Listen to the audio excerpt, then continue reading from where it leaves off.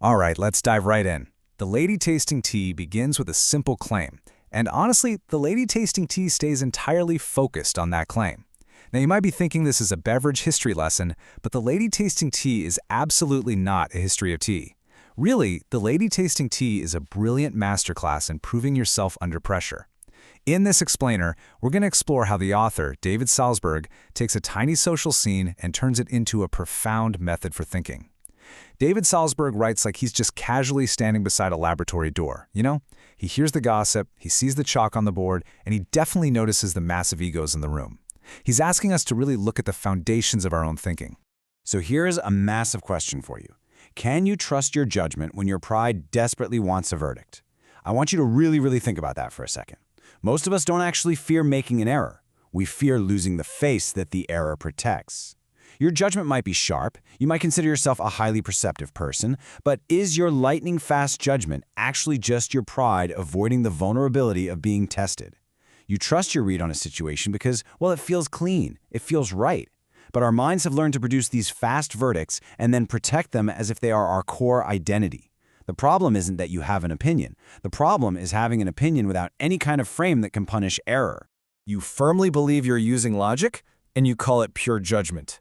But the reality is, the mechanism is just a desperate hunger for closure wearing a really nice suit. Your brain literally squeezes out so hard until it contorts and feels exactly like certainty. And that brings us to a core UP-GO-WISE frame.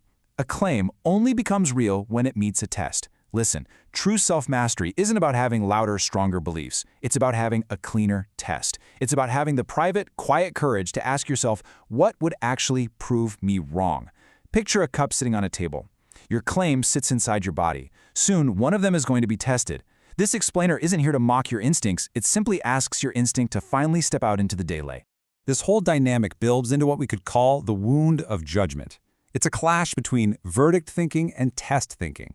See, you aren't just afraid of being wrong. You're terrified of being seen while changing your mind. So what do? You build a private inner court. The judge is completely invisible and the jury is just your own past.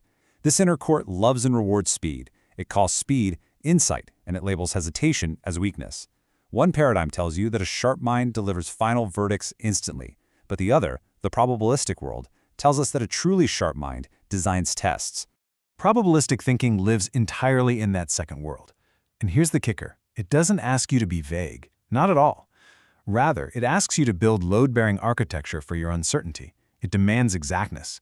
You have to ask yourself, what exactly is the claim? What actually counts as evidence? What counts against you? And what makes your pride finally lose its grip? It's literally asking you to be incredibly, rigorously precise about what you don't know.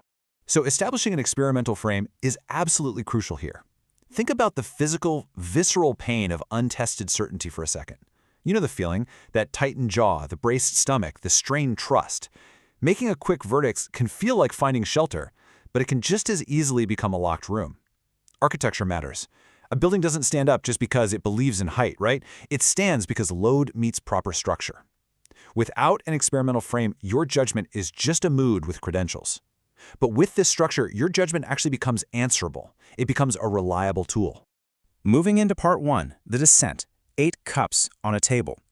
This is where we move from a simple verdict to a real experiment. And this isn't about going from feeling something to being totally numb. It's about going from feeling alone to feeling under discipline. Salzberg anchors this incredible shift in cognitive manners with a famous historical moment. Imagine this. A woman at a tea party casually claims she can taste whether milk or tea was poured into the cup first. So what happens? Picture a small table with exactly 8 cups. 4 have milk poured first, 4 have tea poured first. The woman isn't asked to give a long lecture on her refined tasting abilities. She's simply asked to choose. This elegant, brilliant setup takes her claim completely out of the realm of charm or conversational debate and forces it right into observable reality. The claim becomes visible. The room can't hide behind polite charm, the skeptic can't hide behind mockery, and the believer can't hide behind poise. Suddenly, each cup is a small door to the truth. Now think about the math here. If she were just guessing randomly, the odds of getting all 8 correct are roughly 1 in 70. Revealing the statistical odds of guessing perfectly by chance shows us exactly how this specific design gives true dignity to doubt. It's not magic, guys. It's an exact, measured threshold. The experiment is profoundly humble. There's no battlefield, no grand theory, literally just cups, milk, T, order, and a mathematical rule. What this does is force a vague, floaty claim into a strictly measurable test. The T-table becomes a laboratory purely because the claim now has rules. And let me tell you, the invisible critic inside you absolutely hates this. It prefers a blur. Blur lets it strike without ever showing its hands. But a clean, clear test totally removes its mask. It demands that the critic produce actual, tangible evidence. It forces you to stop treating bodily tension as absolute truth and starts treating it as data that desperately needs verification. This perfectly introduces the concept of the base rate. Salzberg helps us see how statistics actually taught human minds to live comfortably with partial light. It taught incredibly talented people to submit their claims to forms that are way stronger than their own personality. And this right here is where your day-to-day life changes. Before judging a colleague, you must name the sample. Before judging a new business strategy, you have to name the base rate, that background frequency that disciplines the single case. You have to look at the alternative before you pass a final verdict. Now, for part 2, the turn, the architecture of better judgment. This is where we actually build the architecture of better judgment. The turn here isn't to suddenly start doubting everything. Honestly, doubting everything is just vanity wearing a different coat. The turn is to doubt with architectural form. We're replacing the fantasy of total skepticism with disciplined, grounded contact with reality. You need to lay out these 3 lines before making any strong judgment. Number 1, my claim. Number 2, my test. And number 3, my losing evidence. That third step is the blade that forces refinement. My losing evidence means identifying the exact evidence that would force you to change your mind. Not just annoy you, not embarrass you, but actually genuinely change you. Because here's the secret. The invisible critic shrinks the second it must show its standard. Your inner critic survives in the fog. It feeds on unfinished rules and completely unstated assumptions. But the exact moment you establish what your losing evidence looks like, that inner voice cannot live long. It has to bow to the named test. You can take that historical T-table and make it your own daily practice. You can make every single moment a cup. A simple conversation becomes a cup. A business forecast becomes a cup. A deeply held fear becomes a testable cup. Even the fundamental story you tell yourself about who you are becomes a cup. You finally stop asking certainty to carry your self-worth. You stop using speed to avoid making contact with the truth. You build the frame first, and then you choose. In this refined architectural model, we start to see a truly beautiful shift. Error becomes feedback with a pulse.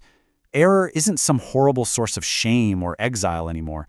It enters your hands, it actively changes your next step, and it makes your mind so much less brittle. Shame says, I was wrong, therefore I am smaller. But refinement says, the test found a leak, and now the vessel can hold more water. Which brings us to part 3, the resolution. Measure your instinct. Let's just slow down for a moment here. The deepest insight of this entire explainer isn't that probability simply beats instinct. The real insight is that your instinct deserves a fair trial. Your body will still react, your gut will still tighten up, your face will still flush warm, and your pulse is going to cast its vote long before your mind has even counted the ballots. But do not silence that instinct, and definitely do not crown it. Measure it. A mature mind places that physical instinct firmly under the law of evidence. It lets evidence touch your pride without destroying your sense of self. I want you to find one untested belief currently sitting heavily in your chest right now. Just one. Write down the claim, write down the test, and write down the exact losing evidence that would make you finally release it. Let your body protest, but let the rule of evidence prevail. I want to leave you with this final question. Where are you asking life to trust a verdict that you have not tested? This is the quiet revolution. It's a mind that stops performing certainty and starts actually earning trust. Access your personal growth map at upgowise.com. Test the cup, free the mind.